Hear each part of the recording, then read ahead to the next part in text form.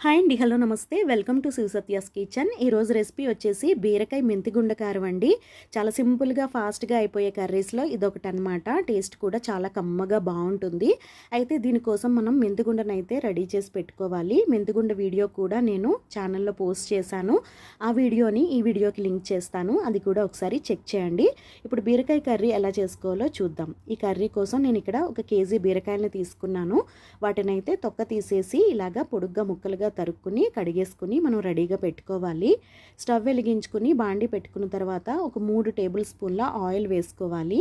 Oil heat ఎక్కిన తర్వాత మనం క్లీన్ చేసి పెట్టుకున్న బీరకాయ ముక్కల్ని ఇందులో వేసేసి ఆయిల్ అంతా ముక్కలకి పట్టేటట్లు ఒకసారి చక్కగా కలిపేసుకోవాలి. ఒక 2-3 నిమిషాలు ఇలా ఫ్రై చేసుకున్న తర్వాత మూత పెట్టుకుని ఒక 5 నిమిషాలు మగ్గించుకోవాలి. 5 నిమిషాల తర్వాత ఇలాగ మనం కొద్దిగా వాటర్ వచ్చినట్లు అవుతుందండి.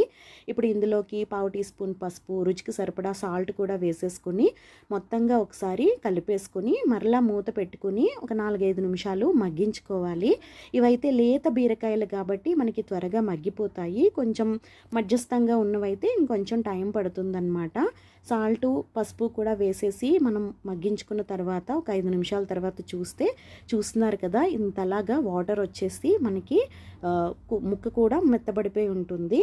సో ముక్క కూడా మెత్తబడిపోయిందండి. ఇప్పుడైతే కొంచెం దగ్గర పడే వరకు దీనిని ఉడికించుకుందాము. తర్వాత ఇందులోకి మనం రెడీ చేసి పెట్టుకున్న మెంతిగుండని యాడ్ చేసేసుకోవడమేనండి. అంతే, చాలా సింపుల్ ఈ కర్రీ.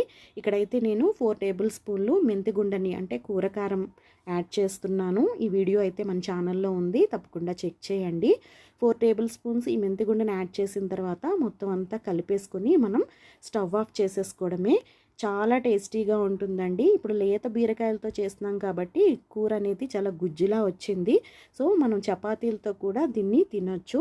చాలా చాలా ఫాస్ట్గా ప్రిపేర్ అయిపోతుంది. వీడియో నచ్చితే తప్పకుండా లైక్ చేయండి, షేర్ చేయండి, అలాగే ఛానల్ని సబ్స్క్రైబ్